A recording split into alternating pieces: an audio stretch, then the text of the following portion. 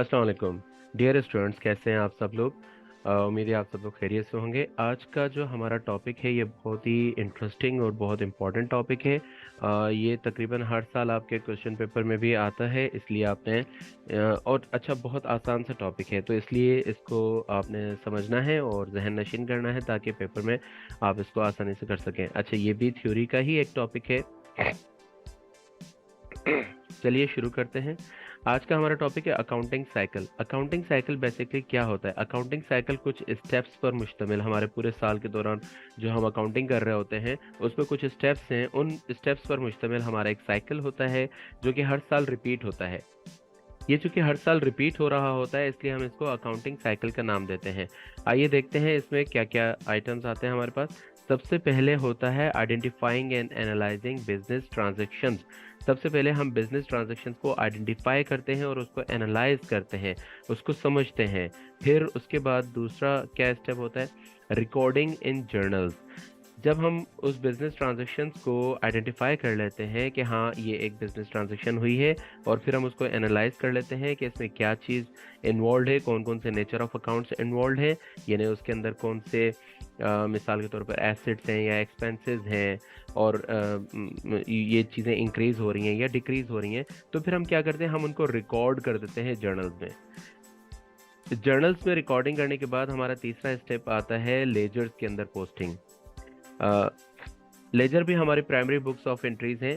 जब हम जर्नल्स के अंदर रिकॉर्डिंग कर लेते हैं तो उसके बाद फिर नेक्स्ट स्टेप होता है कि हम जर्नल लेजर्स के अंदर उनको रिकॉर्डिंग करें अपने सारे अकाउंट्स को। हमारा चौथा स्टेप होता है अनएडजस्टेड ट्रायल बैलेंस बनाना। यानी जो लेजर्स होते हैं उन लेजर्स के बैलेंसेस को हम एक जगह कंपाइल करते हैं, जितने भी हमने लेजर्स बनाए होते हैं। अच्छा, लेजर्स क्या होते हैं?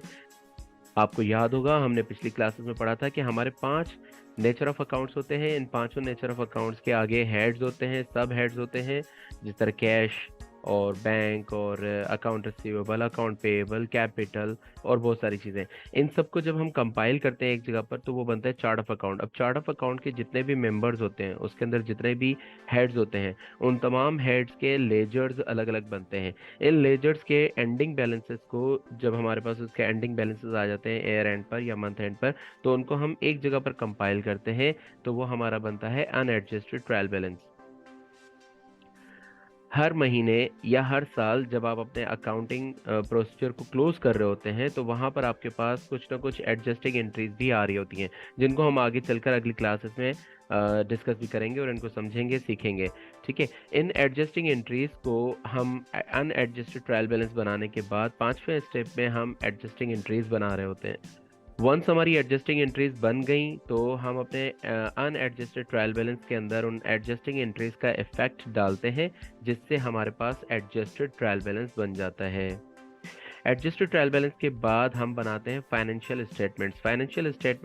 फाइनेंशियल स्टेटमेंट में बुनियादी तौर पर 5 चीज़ें मौजूद होती हैं, लेकिन हम यहाँ पर इस स्टेज पर, फर्स्ट ईयर के स्टेज पर, हम सिर्फ 2 चीज़ें बनाना सीखते हैं। नंबर 1 इनकम स्टेटमेंट और नंबर 2 बैलेंस शीट।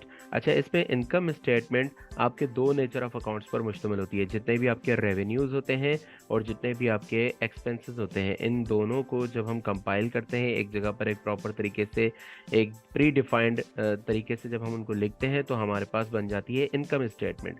इसी तरीके से हम बनाते हैं अपनी बैलेंस शीट। बैलेंस शीट हमारे 3 नेचर ऑफ अकाउंट्स पर मुश्तमिल होती है, जिनमें से पहला है एसेट्स, दूसरा है लायबिलिटीज और तीसरा है ऑनर इक्विटी। अब आपके जहन में आ रहा होगा कि ये तो अकाउंटिंग इक्वेशन है। जी बिल्कुल, बैलेंस शीट आपके अकाउंटिंग इक्वेशन के फॉर्मेट पर ही बनती है। यानी एक तरफ आपके होते हैं टोटल एसेट्स और उसके अगेंस्ट में, उसके अपोजिट साइड पर होते हैं आपके टोटल लायबिलिटीज और total honours equity. Total liabilities और टोटल ऑनर इक्विटी को जब हम टोटल करते हैं तो वो हमारे टोटल एसेट्स के बराबर हो जाते हैं। इस तरह से हम अपनी फाइनेंशियल स्टेटमेंट्स कंप्लीट करते हैं। फाइनेंशियल स्टेटमेंट्स के बाद हमारा अगला स्टेप होता है क्लोजिंग एंट्रीज। बहुत सारे ऐसे हेड्स होते हैं जो एक्सपेंसेस और रेवेन्यूज से रिलेटेड होते हैं, जो कि सिर्फ और सिर्फ इस साल में है, अगले साल से उनको कोई ताल्लुक नहीं। मिसाल के तौर पर आपने जितनी सेल्स की है 2022 में, उसका इनकम, उसका रेवेन्यू या उसका जो भी लॉस है खुदा न खास्ता, तो वो जो भी है वो इनकॉर्पोरेट करता है आपका 2022 से। या 2022 में आपने जो सैलरीज दी हैं वो सैलरीज आपकी सिर्फ 2022 के ही पीरियड के लिए हैं, अगले पीरियड के लिए उस का कोई ताल्लुक नहीं है, ठीक है। लेकिन जो हमारे पास एक्सपेंसेस, जो हमारे पास एसेट्स रखे हुए थे 2022 में, मसलन अगर हमारे पास कैश कोई रखा हुआ था, हमारे पास बिल्डिंग थी, हमारे पास इक्विपमेंट था, हमारे पास फर्नीचर था, तो ये सारी चीज़ें हम आगे 2023 में भी इस्तेमाल कर सकते हैं। इसी तरीके से जो लाइबिलिटीज़ हमारे ऊपर थी, कोई अकाउंट पेएबल था, कोई बैंक लोन था 2022 में, तो वो 2023 में भी कैरी फॉरवर्ड हो जाएगा और 2023 में हमने उसको पे ऑफ करना है, ठीक है। तो क्लोजिंग एंट्रीज हम बनाते हैं अपने एक्सपेंसेस और रेवेन्यूज की, हम क्लोजिंग एंट्रीज बनाते हैं। उसके बाद अगला हमारे पास स्टेप होता है प्री क्लोजिंग ट्रायल बैलेंस, यानी जब हमने पोस्ट क्लोजिंग ट्रायल बैलेंस, जब हमने क्लोजिंग एंट्रीज कर ली तो उसके बाद हम दोबारा से एक ट्रायल बैलेंस बनाते हैं जिसे हम नाम देते हैं post closing trial balance. Post closing trial balance की मदद से हमारा 10वां या हमारा आखिरी स्टेप बनता है जिसको हम कहते हैं reversing and opening entries. Opening entries होती हैं हम अपने नए साल में सब चीज़ें नए सिरे से ओपनिंग में डाल रहे होते हैं, यानी ओपनिंग बैलेंसेस डाल रहे होते हैं। कौन कौन सी चीज़ों के? एसेट्स के, लाइबिलिटीज़ के और ऑनर इक्विटी के ओपनिंग बैलेंसेस हम ले रहे होते हैं, जबकि हम लोग एक्सपेंसेस और रेवेन्यूज़ को पहले ही क्लोज कर चुके होते हैं तो उनकी ओपनिंग एंट्रीज नहीं होती। तो इस तरह से हमारा ये अकाउंटिंग साइकिल कंप्लीट होता है। अकाउंटिंग साइकिल को जब आपके पास पेपर में पूछा जाएगा तो आपने इसी तरह से इसी तरतीब से आपने लिस्ट में लिखना है, ठीक है। आपसे अकाउंटिंग साइकिल की डिटेल नहीं पूछी जाती, सिर्फ उसके स्टेप्स पूछे जाते हैं। तो ये उसके 10 स्टेप्स हैं जो कि आपने अपने पेपर में बयान करने हैं, पेपर में लिखने हैं और आपका अकाउंटिंग साइकिल कंप्लीट हो जाएगा। अकाउंटिंग साइकिल को एक और शक्ल में इस तरह से भी जाहिर किया जाता है, कर सकते हैं, आप लिख सकते हैं अकाउंटिंग साइकिल पूरा बना के, और यही 10 के 10 स्टेप्स आप देख रहे होंगे कि हमने यहाँ पर अकाउंटिंग साइकिल के अंदर इनकॉर्पोरेट किए हैं। अकाउंटिंग साइकिल के बाद आज हम थोड़ा सा डिस्कस करेंगे टाइप्स ऑफ अकाउंटिंग को। देखें, अकाउंटिंग बहुत सारी अलग अलग किस्मों की होती हैं। जैसे जैसे आप आगे चलते चले जाएंगे अकाउंट्स की फील्ड में, आप सेकंड ईयर में आएंगे, उसके बाद फिर आप ग्रेजुएशन की साइड पर जाएंगे, तो आपको पता चलेगा कि अकाउंटिंग सिर्फ ये नहीं है जो हम यहाँ पर सीख रहे हैं, बल्कि अकाउंटिंग की बहुत सारी मुख्तलिफ शाखें हैं। उनमें से कुछ ब्रांचेस के नाम हम यहाँ पर दे रहे हैं। फाइनेंशियल अकाउंटिंग है जो कि हम सीख रहे हैं अभी। इसके बाद फिर मैनेजरियल अकाउंटिंग आता है, कॉस्ट अकाउंटिंग होता है, auditing is also a kind of a type of accounting, tax accounting होती है, फिर अकाउंटिंग इंफॉर्मेशन सिस्टम है, फॉरेंसिक अकाउंटिंग है, पब्लिक अकाउंटिंग है और गवर्नमेंटल अकाउंटिंग है। ये अकाउंटिंग की कुछ मुख्तलिफ टाइप्स हैं, किस्में हैं, जो कि आप जैसे जैसे अगले स्टेप्स पर जाएंगे ग्रेजुएशन में, मास्टर्स लेवल पर, या आप किसी CMA या ICMA या CA या ACCA वाली फील्ड में जाते हैं तो वहाँ पर इन सारी अकाउंटिंग से आपको तारुफ करवाया जाएगा और उनको आप पढ़ेंगे बहुत डिटेल से, और फिर आप अपने लिए सिलेक्ट करेंगे कि आप इनमें से कौन से अकाउंटेंट बनना चाहते हैं, ठीक है। अच्छा जनाब, एक और चीज़ यहाँ पर हम डिस्कस करते हैं। हमारे पास जो इनिशियल बुक्स ऑफ एंट्रीज होती हैं, यानी जब हमारी कोई पहली पहली ट्रांजैक्शन होती है, तो उस ट्रांजैक्शन को हम जिन बुक्स में रिकॉर्ड करते हैं उनमें से पहली और बहुत मशहूर बुक है जर्नल। ये जर्नल का पैटर्न है आपके पास। इसको कैसे बनाया जाता है, इसके अंदर कौन सी एंट्रीज रिकॉर्ड की जाती हैं, इनको हम अगली क्लासेस में सीखेंगे। अभी आप इस पैटर्न को जहन नशीन कर लें। इसमें 5 कॉलम्स बनते हैं। सबसे पहले नंबर पे डेट आती है, उसके बाद फिर पर्टिकुलर्स का कॉलम होता है, फिर पोस्ट रेफरेंस का कॉलम होता है, फिर पोस्ट रेफरेंस या लेजर फोलियो, इसको LF भी लिख सकते हैं, पोस्ट रेफरेंस का PR भी लिख सकते हैं आप। फिर डेबिट का कॉलम होता है और आखिर में क्रेडिट का कॉलम होता है। जर्नल के बाद जो अगली जो हमारे पास बुक्स ऑफ अकाउंट होती है वो होता है हमारा जर्नल लेजर। ये लेजर, जैसे कि अभी थोड़ी देर पहले मैंने आपको बताया था कि हर एक अकाउंट का डिफरेंट लेजर बन रहा होता है। जैसे हमारे पास ये कैश का लेजर बना हुआ है, इसको आप देख सकते हैं किस पैटर्न पे बना हुआ है।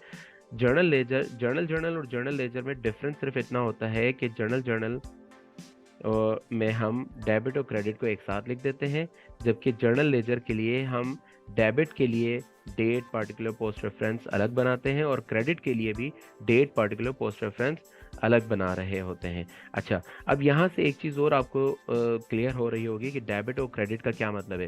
देखिए, डेबिट का मतलब होता है आपकी लेफ्ट हैंड साइड। डेबिट आपके बुक के, आपके कॉपी के लेफ्ट हैंड साइड पर आ रहा होता है, तो आप इसको simple debit it stands for left hand side and credit stands for right hand side लिख सकते हैं, ठीक है। इसको इसी तरह से आपने ज़हन नशीन करना है कि डेबिट हमारी लेफ्ट हैंड साइड है और क्रेडिट हमारी राइट हैंड साइड है।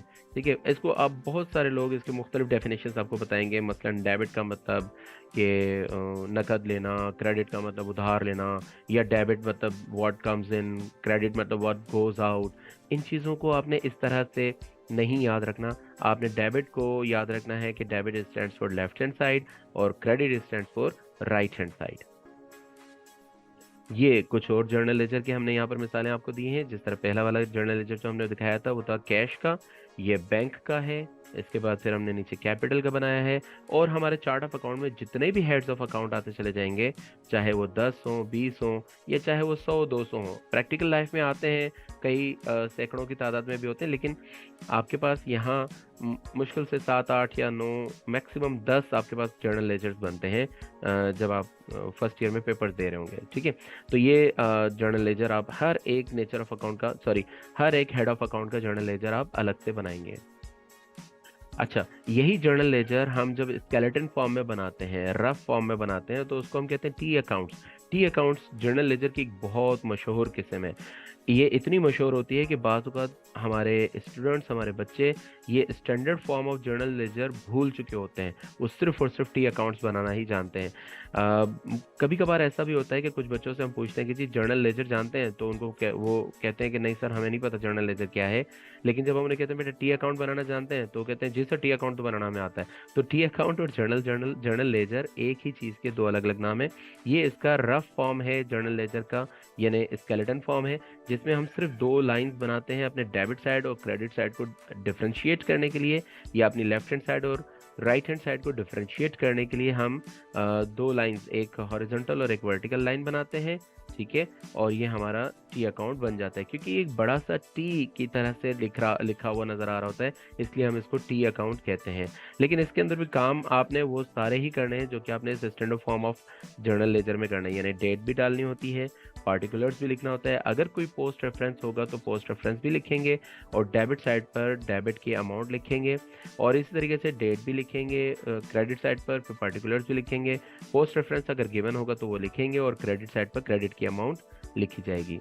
तो ये हो गया आपका journal ledger T account, journal ledger की स्टैंडर्ड फॉर्म। जर्नल को हमने देखा, और इसके अलावा हमने अकाउंटिंग की मुख्तलिफ ब्रांचेस को देखा, और हमने अकाउंटिंग साइकिल को पढ़ा और समझा। Thank you very much. आज की क्लास बस यहीं तक। इंशाल्लाह मिलते हैं एक और नई क्लास में आपसे। बहुत शुक्रिया। अल्लाह हाफ़िज़।